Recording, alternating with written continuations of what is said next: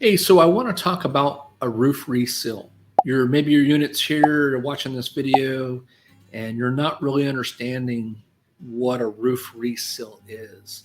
So no matter what type of RV you have, motorhome, fifth wheel, travel trailer, tent trailer, camper, there's seams and joints up on the roof, skylights, vents, moldings, TV antennas, solar panels, ladder mounts.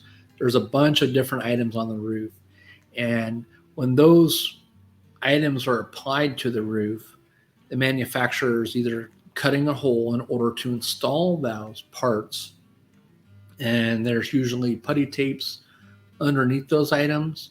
Well, that putty tape is about an eighth inch thick typically, and when it gets compressed and tightened with screws, it's now became as thin as, we'll say, a piece of paper, credit card.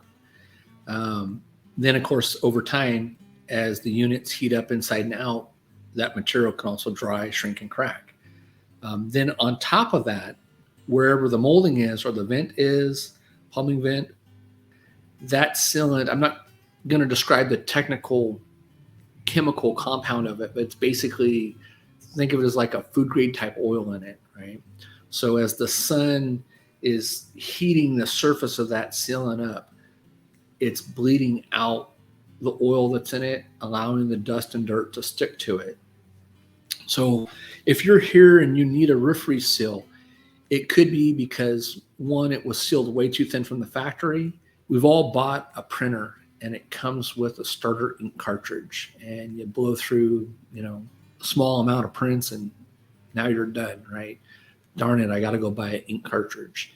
Then when you go and you buy that ink cartridge, you go, whoa, ink cartridge is $100. I only paid 120 for the whole printer, right? Well, it's the same kind of concept I'm saying with the sealants on the roof.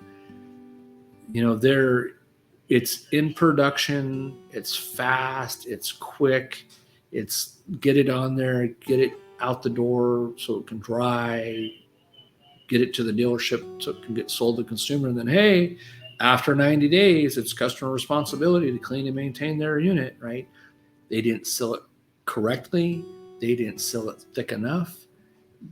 Maybe they didn't secure the moldings correctly. And when I say that, the moldings in our industry are pre-drilled every 6 inches. And so wherever they cut that molding, if there was no screw on that last 6 inches or 3 inches, and they just, in production, put the screws in, it causes the coach, as the coach is flexing and moving, for it to separate, come loose. Could be that the screws where they mounted something have been over tightened with like an impact gun, or the screw broke, or the screw failed, or whatever the reason. The wood gave loose, water got in there, damaged something.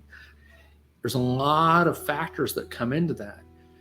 How do you use it? How are you driving it? Are you going in and out of driveways, off curbs, out four-wheeling in it, braking, stopping too hard, accelerating too hard? Are you using the wrong cleaners? Are you using anything that's got a lemon, lime, citrus, bugger, tar remover? There's special soaps that are required for the roof materials. There's special UV treatments for the materials. There's special other chemicals that can get applied to the sealants on the roof, as well as all the plastics and the surface of the membranes to protect it, preserve it.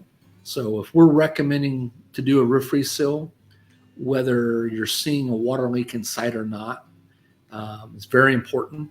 Most of the time, you will not see water inside the coach until it's too late. And again, there's a bunch of different styles of roofs. There's styrofoam roofs, which are usually on your Class A motorhomes and some of the Class Bs and Cs. But if you have a travel trailer or a fifth wheel or an older motorhome, you're going to have bare insulation just like you'd have in your house or in your walls in that ceiling. And so if you have something that's leaking and it gets in there, you're not going to see it. It's going to create mold, bacteria. It intermixes with the different glues and chemicals in the roof and can cause like a white mold, a black mold, a gray mold, all different kind of weird funguses and stuff to grow. So going back to like this roof reseal, the service that we offer, what we're doing is we're going up there and we're scraping, removing anything that's loose, anything that needs to come off, adding additional screws and hardware. In some cases, we're taking all the sealant possible off, down to the bare start over fresh. Depends upon the sealant, the type of sealant that was used. It's very difficult to get it off. We try to educate you the best that we can on the roof. We usually take pictures before, during, and after in most cases. Most part, we try to take as many pictures as possible because we want to show you and we want to keep that record.